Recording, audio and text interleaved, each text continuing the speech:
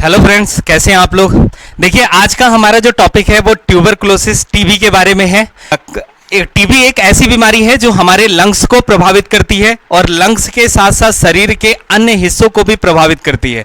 तो आज के हम इस वीडियो में हम ये जानेंगे कि टीबी कैसे होता है, ठीक है, टीबी कितने प्रकार का होता है, और हम ये जानेंगे कि अगर किसी मरीज को या किसी व्यक्ति को टीबी हो जाए तो उसके अंदर कौन कौन से लक्षण हमें देखने को मिलते हैं। और इसके साथ साथ हम ये भी बात करेंगे कि किन व्यक्तियों में या किन लोगों में टीबी होने की संभावना बहुत ज्यादा बढ़ जाती है।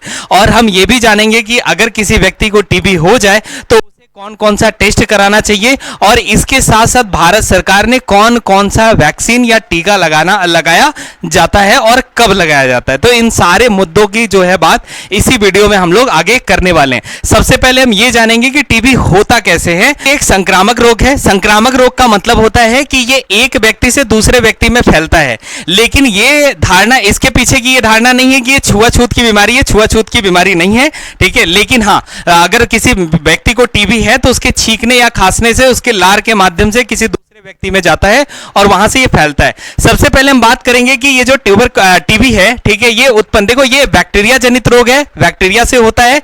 और ये बैक्टीरिया जो है दूषित पानी में पनपता है। वैसी जगहों पे ज्यादा पनपता है जहां सीलन होता है, जैसे सीलन भरी जगहों पे जहां से पानी का रिसाव हो रहा है, उन सब जगहों पे ज्यादा, जहां स्लम एरिया हो, मतलब जहां काफी घनत्व में लोग रह रहे हो, ठीक है, गंदगी, उन सब जगहों पर क्या फैलता है, ये इसके बैक्टीरिया जो है ये फैलते हैं, ठीक है, ऐसा। तो अब हम बात करेंगे ये बैक्टीरिया है क्या। तो देखो, ये बैक्टीरिया जो होता है वो माइकोबैक्टीरियम ट्यूबरकुलोसिस नाम के बैक्टीरिया से होता है। अब समझना, ये जो टीबी होता है ना, ये स्लम एरिया, दूषित पानी, और जहां काफी ज्यादा लोग रह रहे हैं वहां से, मिट्टी से, इसमें ये बैक्टीरिया पनपता है, ठीक है, बैक्टीरिया जनित रोग है। अब ये बैक्टीरिया इसके माध्यम से, आपके हाथों के माध्यम से आपके बॉडी के अंदर आता है। तो जब ये बॉडी के अंदर आता है तो देखो, ये वाला जो पोर्शन होता है ना, इसको बोलते हैं ट्रैकिया, ठीक है। यहां पे जो होता है पोर्शन होता है, इसको बोलते हैं ट्रैकिया, ठीक है, ये वाला पोर्शन है। तो ये ट्रैकिया के माध्यम से आता है। ये ट्रैकिया जाके आगे दो भाग में ऐसे विभाजित हो जाता है। ये जो दो भाग में विभाजित होता है ना, इसको बोलते हैं ब्रोंकी, ठीक है, ब्रोंकी। अब ये जो दो भाग में विभाजित हुआ है ना, ये और कई सारी ऐसे भागों में जो है वो क्या होता है, विभक्त हो जाता है, बढ़ जाता है। इसको हम बोलते हैं ये ब्रोंकियोलिस, ठीक है। और ये जो ब्रोंकियोलिस होता है ना, उसी के आगे इस तरीके से गुच्छे टाइप का ये लगा हुआ होता है, इसको बोलते हैं, ठीक है, श्वसन कोश, मतलब सांस, जहां पे यहीं से सांस जो है हमारी नसों में, मतलब ऑक्सीजन जो है हमारी नसों के अंदर जाता है और कार्बन डाइऑक्साइड हमारे मतलब ये एल्वियोली के माध्यम से, फिर ब्रोंकियोली के माध्यम से, ब्रोंकी होते हुए ट्रैकिया होते हुए ये आता है, फिर बाहर की तरफ निकल जाता है। आ रहा है समझ में, ठीक है, ऐसा। तो यहीं पे सांस का आदान प्रदान होता है। लेकिन जब ये बैक्टीरिया जो है आपकी बॉडी के अंदर आया ना, तो आने के बाद क्या होता है, आराम से ट्रैकिया को पार करते हुए, ब्रोंकिस को पार करते हुए, ब्रोंकियोलिस को पार करते हुए एल्वियोली तक आता है, लेकिन यहां पे फंस जाता है। ये एल्वियोली क्या होता है, देखो, इस तरह का गुच्छानुमा ये संरचना होती है, ठीक है, ऐसे, और यहां पे आके फंस जाता है। जब ये यहां पे आके फंसता है ना, तो सबसे पहले ये जानो कि ये जो बैक्टीरिया, इसका नाम क्या है। इस बैक्टीरिया का नाम है Mycobacterium tuberculosis. Mycobacterium tuberculosis, tuberculosis, ठीक है, ये है, ये कॉमन नाम है जिसके माध्यम से इसको हम जानते हैं, ठीक है। लेकिन अगर हम इसको दूसरे नाम से जाने तो कहीं कहीं पे आपको एम ट्यूबरकुलोसिस के नाम से भी मिल जाएगा, और अगर हम इसको और नाम से जाने तो ट्यूबरकल बैसिलस के नाम से भी हम इस बैक्टीरिया को जानते हैं। तो ये बैक्टीरिया है, और ये बैक्टीरिया आपके फेफड़े के माध्यम से अंदर की तरफ आया, ठीक है, अंदर की तरफ आया। अब मेरी बात समझना, जब ये फेफड़े के माध्यम से अंदर तक आया और इस एल्वियोली में फंस गया ना, तो देखो, आपके शरीर की जो बनावट होती है ना, वो खुद ही इतने अच्छे से पैकिंग होके, आप देखो, जैसे अनार होता है ना, अनार की कितनी अच्छी पैकिंग होती है, उस तरह की पैकिंग की आपकी बॉडी होती है। और आपकी जो बॉडी होती है ना, वो बाहर की चीजों को नहीं रखता। क्यों? क्योंकि आपने अपने अंदर, आपके बॉडी के अंदर ही कुछ सुरक्षा वाले गार्ड्स होते हैं, ठीक है, अब समझ रहा। तो ये जो मतलब आपकी बॉडी के अंदर, आप देखो, एक छोटा सा कांटा लेके आओ, अपने हाथ में इस तरीके से धंसा के छोड़ दो, 2-3 दिन के बाद देखोगे पक्के निकल जाएगा। इसका मतलब बॉडी को उसको जरूरत ही नहीं थी। आपके बॉडी के अंदर भी गार्ड है जो क्या करते हैं, उसको रक्षा करते रहते हैं कंटिन्यू, ठीक है, ऐसा। तो अब ये होता क्या है ना, अब देखो समझना, ये जो गार्ड होते हैं ना, ये है कौन।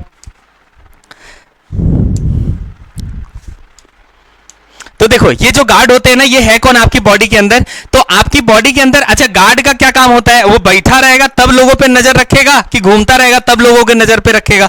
जब घूमता रहेगा तब रखेगा। तो घूमता रहता है। अब आपके शरीर में, बॉडी में घूम कौन रहा है? ब्लड घूम रहा है। तो ये ब्लड का ही एक पोर्शन होता है जिसको आप बोलते हो WBC, ठीक है, WBC। ये क्या काम करता है आपके? ये सुरक्षा गार्ड होता है आपकी बॉडी में। ये क्या करता है? घूमते रहता है, ठीक है, ऐसा। जब घूमते रहता है और बाहर से अगर कोई भी चीज ऐसी आई जो आपके बॉडी के लिए हानिकारक है या आप नहीं जानते उसके बारे में, तो जैसे ही वो आएगा ना, तैसे ही इससे आके मिल लेगा। जैसे ही इससे आके मिलेगा, कहेगा ये तो बाहर का पार्ट है, अंदर का तो पार्ट है नहीं। अब लगेगा इसको मारने के लिए। तो WBC के पांच तरह के WBC होते हैं, मतलब ये 5 तरह का सुरक्षा गार्ड होता है। एक होता है आपका इयोसिनोफिल, एक आपका होता है बेसोफिल, एक होता है आपका न्यूट्रोफिल, ठीक है, न्यूट्रोफिल। एक आपका होता है मोनोसाइट, एक होता है आपका लिम्फोसाइट। ये इस तरीके से 4 जो होते हैं, 5 जो होते हैं वो आपके WBC होते हैं। ये पांचों आपके ब्लड में ही घूमते रहते हैं, ठीक है। और बाहर से कोई आया, ठीक है, तो वो काम करते हैं। जैसे सपोज मान लो मच्छर आया, तो जब मच्छर आपके शरीर पे, हाथ पे बैठता है, तो जब वो डंक घुसाएगा ना आपके नस में, ठीक है, तो वहीं से WBC देखता रहेगा, ठीक है, कि क्या चीज आया बाहर का। आ रहा है समझ में? और तुरंत वो क्या काम करेगा? बोलेगा ये काम किसका है, किसको मारना है। तो तुरंत बेसोफिल बोलेगा ये तो काम हमारा है, तुरंत हिस्टामिन बना देगा। और जैसे ही हिस्टामिन बनाएगा, तुरंत जाके बॉडी में हो जाएगा, तो लगेगा खजुआने, तो आप खजुआते हो, देखो फूल जाएगा, ठीक है, ऐसा। या मान लो धूल डस्ट के कण आपके नाक ओक में गए, तो तुरंत ये देखता रहता है और तुरंत कहता है कि ये किसका काम है। तो तुरंत बेसोफिल बोलता है मेरा काम है, हिस्टामिन बना देंगे तुरंत। जैसे ही हिस्टामिन बनाएगा, तुरंत छींक उक आने लगेगा, छींक उक आते ही धूल से बाहर निकल जाएंगे, आपकी बॉडी सुरक्षा, मतलब ये सुरक्षा प्रदान करने का काम करता है। इसी का एक पोर्शन होता है ना, ये मोनोसाइट का एक पोर्शन होता है ना, माइक्रोफेज, ठीक है। ये क्या काम करता है? ये तुरंत जहां पे ये बैक्टीरिया था ना, ये जहां पे ये बैक्टीरिया था इस जगह पे, तो ये तुरंत WBC यहां पे माइक्रोफेज को भेजता है। और माइक्रोफेज क्या काम करता है? इसको घेर लेता है, इस तरीके से घेर लेता है। और जब ये घेर लेता है तो यहां से ये निकल नहीं जाता है।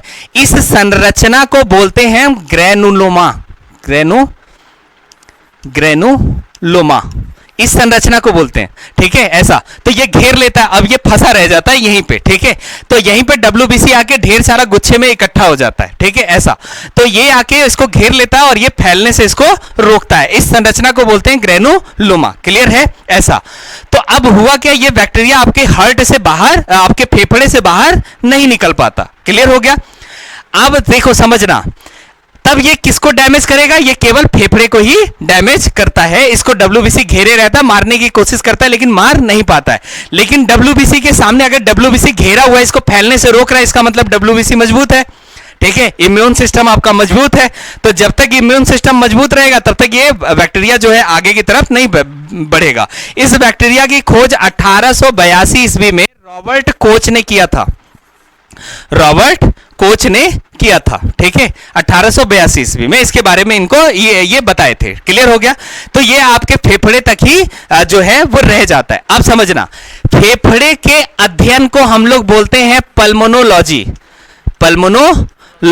इसीलिए फेफड़े के डॉक्टर को हम लोग बोलते हैं पल्मोनोलॉजिस्ट।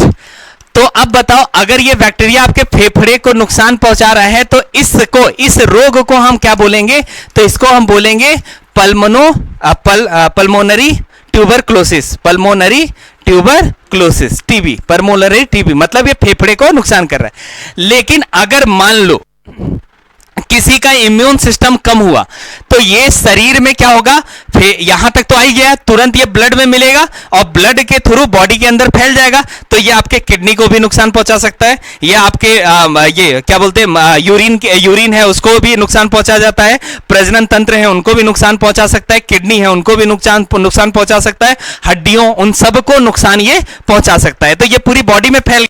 लेकिन अब बताओ, फेफड़े से जब ये पूरी बॉडी में फैल गया ना, तो इसको बोलेंगे एक्स्ट्रा पल्मोनरो टीबी, ट्यूबरक्लोसिस। आ गया समझ में? एक्स्ट्रा, जब टीबी इसके बाहर चला गया, फेफड़े के बाहर चला गया। अब यहां तक ये समझ में आया? तो ये इस तरीके से टीबी का वायरस जो है वो हमला करता है। यही सेम काम कोविड का भी था। अभी मैं आगे ये बताऊंगा, ठीक है, कि जो लोग अभी देखो टीबी का वैक्सीन भी चलता है, तो जो लोग टीबी का वैक्सीन लगाए उनको कोविड में कितना हेल्प मिला होगा, ठीक है, ऐसा। तो ये समझ में आया यहां तक? अब देखो होता क्या है कि जब ये इस तरीके से ये आपकी बॉडी में पहुंच गया, ठीक है, तो अब देखो यहां से दो चीजें आपको पता चली। दो चीजें क्या पता चली? एक, जिसका इम्यून सिस्टम, अब समझना, अगर टीबी आपकी बॉडी में है, अगर टीबी आपकी बॉडी में है, इसके बैक्टीरिया आपकी बॉडी में हैं, लेकिन अगर आपका डब्ल्यूबीसी जो है वो मजबूत है, तो क्या इस बैक्टीरिया को फैलने देगा? नहीं। मतलब टीबी का बैक्टीरिया आपकी बॉडी के अंदर रहते हुए भी लक्षण नहीं दिखा पाएगा। कोई लक्षण दिखा पाएगा? कुछ लक्षण नहीं दिखा पाएगा। इस तरह के टीबी को, जिसमें डब्ल्यूबीसी आपका मजबूत है पर बैक्टीरिया आपके बॉडी में है, इस तरह के टीबी को लेटेंट टीबी के नाम से जानते हैं, या ये प्राइमरी स्टेज होता है टीबी का। आगे समझ में? इसमें आपको कोई भी लक्षण दिखते नहीं है। लेकिन जब भी ऐसा सीन आएगा कि अगर मान लो डब्ल्यूबीसी आपका कमजोर हो गया, तो डब्ल्यूबीसी कमजोर हो गया तो अब ये बैक्टीरिया फैलेगा कि नहीं फैलेगा? फैलेगा। जब ये बैक्टीरिया फैलना शुरू करता है ना, तो इसी को बोलते हैं टीबी डिजीज, या सेकेंडरी पोजीशन जो होता है इसका टीबी का होता है। आ रहा है मेरी बात समझ में? अब ये जो बैक्टीरिया है आपकी बॉडी के अंदर आया, इम्यून सिस्टम पे ही सब कुछ डिपेंड करता है। तो अब बताओ, ये बैक्टीरिया किसका किसका इम्यून सिस्टम कम होता है, यानी किसको किसको ट्यूबरकुलोसिस या ये बैक्टीरिया होने का खतरा ज्यादा बना रहेगा? तो देखो, ये बैक्टीरिया का खतरा ज्यादा किसको बना रहेगा? एक तो वो लोग जो दूसरी जगहों पे रह रहे हैं, स्लम एरियाज, उन सब जगहों को। दूसरा, जो लोग कुपोषण के शिकार हैं, खान पान अच्छा नहीं है, तो इम्यून सिस्टम उनका प्रतिरोधक क्षमता अच्छा नहीं होगा। आ रहा है समझ में? तो उनको हो सकता है। या जो लोग डायबिटीज पेशेंट हैं, उनका भी इम्यून सिस्टम जो है वो कुछ अच्छा नहीं होता, तो उनके में भी हो सकता है। दूसरा क्या होता है, एड्स वाले जो लोग हैं, ठीक है, उनका इम्यून सिस्टम तो ऑटोमेटिक चौपट होता है। आ रहा है समझ में? तो उनको हो सकता है। तो इतने लोगों को संभावना ज्यादा होती है टीबी की, ठीक है। और ये भी आप जान गए कि टीबी अगर आपकी बॉडी के अंदर है तो लक्षण भी उसके जल्दी शो नहीं होंगे, अगर आपका इम्यून सिस्टम अच्छा है तो। आ रहा है समझ में? लेकिन अगर मान लो इसके बावजूद टीबी हो गया, तो टीबी में जो लक्षण देखने को मिलते हैं ना, वो कैसे देखने को मिलते हैं, ठीक है। तो टीबी के जो लक्षण है वो कैसे देखने को मिलेंगे? देखो समझना, आपको बहुत ज्यादा खांसी आएगा, 2 से 3 हफ्तों से ज्यादा आपको क्या होगा, खांसी आएगी, ठीक है। जब 2 से 3 हफ्तों से ज्यादा खांसी आएगा तो खांसी के साथ ब्लड भी आएगा, ठीक है, खांसी के साथ बलगम भी आएंगे, ठीक है, ऐसा। तो ये सारा सीन चलता रहेगा। दूसरा कि आपको भूख कम लगेगा। अब मैं क्या बोला अभी, कुपोषण वाला भूख कम लगेगा, भूख कम लगेगा तो वजन कम होने लगेगा। सांस लेने में, चेस्ट में होता है, आप देखो तो चेस्ट में पेन होगा, सांस लेने में दिक्कत होगी, सांस फूलना चालू हो जाएगा। आ रहा है मेरी बात समझ में? सर्दी में पसीना आएगा, रात को सोते समय पसीना आएगा। इतने सारे लक्षण किसके होते हैं? टीबी के होते हैं। यहां तक बात समझ में आई, ठीक है, ऐसा। तो अब ये टीबी का लक्षण हो गया। अब मान लो अगर किसी व्यक्ति को टीबी हो ही गया, ठीक है, तो टीबी हो ही गया तो अब जो है उसका इलाज कैसे होता है, ठीक है। तो देखो, जब टीबी अगर किसी को हो गया ना, तो उसका एक्सरे कराया जाता है, ठीक है, एक्सरे।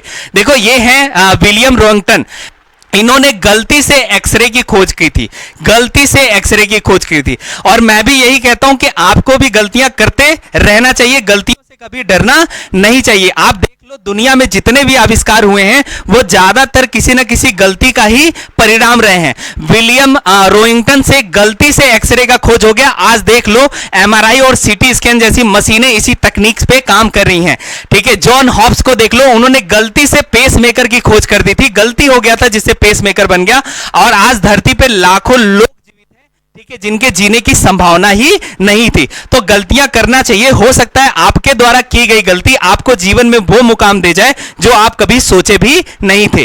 देखो, स्थितियां और परिस्थितियां इंसान की एक जैसी होती हैं, उसे बड़ा और छोटा आप अपने हिसाब से बनाते हो। आप आइंस्टीन का नाम सुने होंगे, वो बचपन में ना ठीक से बोल पाते थे, ना ही ठीक से पढ़ पाते थे, लेकिन आज उनके द्वारा दिए गए सिद्धांतों को पूरी दुनिया पढ़ रही है। क्यों? क्योंकि उन्होंने अपनी जो है परेशानी को बड़ा नहीं होने दिया। जमाना उन लोगों का इतिहास नहीं पढ़ता है जो पीछे मुड़ मुड़ कर देखते हैं, जमाना उन लोगों का इतिहास पढ़ता है जो चुनौतियों से लड़ने का हुनर जानते हैं, ठीक है, ऐसा। तो गलतियां आप भी करो, गलतियों से डरो नहीं, कुछ ना कुछ सिखा ही के जाएगा। यहां तक बात समझ में आया? तो ये थे विलियम रोइंगटन, इन्होंने गलती से एक्सरे की खोज की थी। आज उसी एक्सरे की बदौलत जो है टीबी को देखा जाता है। अगर किसी पेशेंट को टीबी हो गया है तो उसको जब एक्सरे कराया जाए, देखो एक्स किरणें क्या होती हैं, एक्स किरणें कोमल जगहों को तो पार कर लेती हैं लेकिन कठोर जगहों को पार नहीं कर पाती हैं, तो रिटर्न चली जाती हैं। जैसे अगर मान लो आप कभी अंधेरे में लाइट पे खड़े हो, तो लाइट में जब आप खड़े होगे तो लाइट की रोशनी जो है आपके बॉडी को पार नहीं कर पाएगी, तो वो बॉडी से टकरा के चली जाएगी। जब टकरा के चली जाएगी तो जो शेप आपकी बॉडी का है उस शेप में पीछे क्या होगा, रोशनी जाएगी नहीं, उसी को आप कहते हो परछाई। मेरी बात आ रही है समझ में? ठीक है, एक्सरे। तो यही एक्स जो है ये क्या काम करती हैं, आपकी कोमल चीजों को तो छेद लेंगी लेकिन बाकी कठोर चीजों को नहीं छेद पाती, तो वहां से रिटर्न होके चली जाती हैं और एक जो है परछाई टाइप का वो बना देती हैं। उसको हम लोग निगेटिव पे देख लेते हैं लाइट में, व्हाइट कलर में। इस तरीके से आ रहा है समझ में? तो जब एक्सरे से टीबी के पेशेंट को देखा जाता है ना, तो टीबी के पेशेंट के उसमें फेफड़े में या लंग्स में इस तरीके के छिद्र दिखते हैं, इस तरीके के छिद्र दिखने लगते हैं। ठीक है, देखो जब आप समझना ना, WBC क्या काम कर रहा है, बैक्टीरिया को मार रहा है ना, और जहां युद्ध होता है ना वो जमीन एकदम तबाही भरी होती है। आ रहा है समझ में? वही तबाही का परिणाम है कि आपका जो लंग्स है वो इस टाइप का होता है। क्लियर हो गया? तो ये इस तरीके से एक तो आपका जो टेस्ट हुआ वो इस तरीके से हो गया। ठीक है, हमने टेस्ट करा लिया। दूसरा चीज क्या होगा, एक्सरे के बाद, ठीक है, जब ये क्लियर हो गया कि टीबी हो ही गया, तो इसके बाद दो टेस्ट और होता है। ठीक है, एक टेस्ट होता है जिसको हम बोलते हैं PPD टेस्ट, या इसी को हम बोलते हैं मॉन्टॉक्स टेस्ट, या इसी को हम बोलते हैं TB skin test, TB skin test. तो ये तीन तरह के एक ही नाम है और ये इस तरीके का टेस्ट होता है। इसमें क्या होता है कि आपके बॉडी के अंदर, मैं दिखा देता हूं, एक कोई पेन देना तो,